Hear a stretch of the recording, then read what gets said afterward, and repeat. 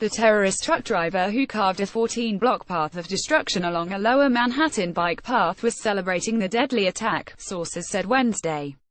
Sayfullo Saipov, 29, was rejoicing in his room at Bellevue Hospital after killing 8 people and injuring 13 others along the Hudson River Tuesday, sources told the Daily News. "He's talking. He's laughing. He's very happy with what he did," said a source who was briefed by a hospital staffer on the floor. "He feels accomplished." A second source said Saipov, in his interviews with investigators, showed no remorse and was glad that he did what he set out to do. The ISIS-inspired Saipov was said to be in critical but stable condition after a sharpshooting NYPD cop put a bullet in his abdomen, following the Halloween assault. Saipov planned the attack for a number of weeks, said NYPD Deputy Commissioner for Counter-Terrorism John Miller. He seemed to have followed almost to a T the instructions ISIS had put out on how to carry out a truck-borne attack, Miller added. Investigators found at the scene the paintball and pellet guns Saipov was brandishing. In and around his rented Home Depot truck, they discovered multiple knives and a handwritten note in Arabic. The gist of the note was, "The Islamic State would endure forever," Miller said. The suspect arrived in the U.S. from his native Uzbekistan in March 2010, authorities said. Saipov was never the subject of an FBI or NYPD investigation, but he was reportedly on the radar of the authorities. Saipov was in fact interviewed by federal agents in 2015 in connection with a probe of terror suspects who overstayed their tourists' visas, ABC News reported. The suspect was listed as a point of contact for 2 men whose names appeared on a Department of Homeland Security counter-terrorism database. Miller said investigators were in the early stages of digging into his past and terror links. "What we are looking for is how has he touched the subjects of other investigations," Miller said. "It appears he will have some connectivity to individuals who were the subjects of investigations, though he himself was not." Sources said E-ZPass records revealed that Saipov drove into the city earlier this week via the Holland Tunnel and Georgia-Washington Bridge in what investigators believe were reconnaissance trips. Saipov spoke via cell phone to people in Florida and New Jersey in the hours before the attack. But investigators were still working to determine if the calls had anything to do with his sinister plans, sources said. Earlier in the day, Gov. Cuomo said that Saipov was radicalized in the U.S. in the last 7 years. After he came to the United States is when he started to become informed about ISIS and radical Islamic tactics, Cuomo said on CNN.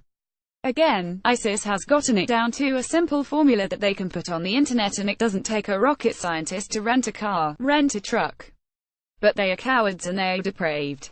The suspect died in an apartment in Paterson, New Jersey with his wife, 2 young daughters and infant son, neighbors said. Saipov was known as a genial family man who largely kept to himself. "He always seemed pleasant every time I seen him, nothing out of the ordinary that would be shocking," said a 32-year-old neighbor who identified himself as Keith. Altana Dmitrovska, 63, said she often saw Saipov in the morning bringing one of his kids to kindergarten. "I spoke to him once," she said. "I said, 'Do you go to work?' or anything, because I never saw him go to work." Saipov said yes, but didn't elaborate, she recalled. USV. Sayfullo Saipov complaint by New York Daily News on script. He moved to New Jersey after stints in Ohio and Florida where he was known as a pleasant guy who showed no interest in radical Islam. "He was a very good person when I knew him," Kopelhon Makarov, 37, to Fort Myers, Fla, told the New York Times. "He liked the U.S. He seemed very lucky, and all the time he was happy and talking like everything is okay. He did not seem like a terrorist, but I did not know him from the inside." After arriving in the U.S. from the Uzbekistan capital of Tashkent, Saipov settled in the Cincinnati area. He'd with a fellow Uzbeki family before eventually moving to Florida. His father in Uzbekistan had asked the family patriarch to house his son while the younger Saipov tried to get his green card, according to the Cincinnati Enquirer.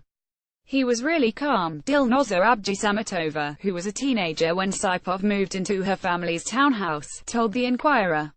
"He always used to work. He wouldn't go to parties or anything. He only used to come home and rest and leave and go back to work." Saipov wed his wife, an Uzbek named Nozi Mirodilova, in Cuyahoga Falls, Ohio in March 2013. At the time, he was 25 and she was 19, according to CNN. drew anger. Getty Images. Saipov's wife was cooperating with authorities and has denied having prior knowledge of the attack. But investigators have yet to rule that out, sources said. His mother-in-law, Nodira Exomova, said she was stunned by Saipov's crime. "I'm in shock. Can't believe it," Exomova said in the lobby of her Brooklyn building. Authorities on Wednesday released a timeline of the attack. Saipov rented a truck from a Home Depot in the New Jersey town of Passaic about 2:06 p.m. He crossed into the city via the George Washington Bridge about 2:43 p.m., before heading south on the West Side Highway. At 3:04 p.m., Saipov's truck entered the bike lane at Houston Street. He barreled into numerous pedestrians and cyclists, triggering a flood of 911 calls at 3:08 p.m. James Keevom, New York Daily News. About the same time, civilians who witnessed the carnage alerted a pair of NYPD officers who were in the area responding to an unrelated call. By then, Saipov's truck had slammed into a school bus and he emerged from the crippled vehicle yelling in Arabic, "God is great." As Saipov wandered into the street, waving his pellet and paintball guns, Officer Brian Nash, 25, pulled out his service weapon and opened fire. Saipov crumpled to the ground, ending the threat. The charges against Saipov have yet to be revealed. Manhattan U.S. Attorney June Kim declined to say whether his office would seek the death penalty. An Uber spokeswoman said Saipov drove for the ride-sharing company, and records show Saipov was also licensed as a commercial truck driver and formed a pair of businesses in Ohio. Saipov's mother, father and sister were being questioned in Uzbekistan, a source in the country's security services told Radio Free Europe. In his morning TV appearance, Cuomo called the driver a depraved coward and said the attack did not instill terror among hardy New Yorkers. "Don't let them win. They are called terrorists. They want to impart terror. They didn't," Cuomo added. At an afternoon press conference with police officials, Mayor de Blasio paid tribute to the victims and declared the attack a failure in a crucial regard. "We understand this was an attack on our values," de Blasio said. "It was an effort to break our spirit. But as an effort to break our spirit, it failed," with Kenneth Lovett,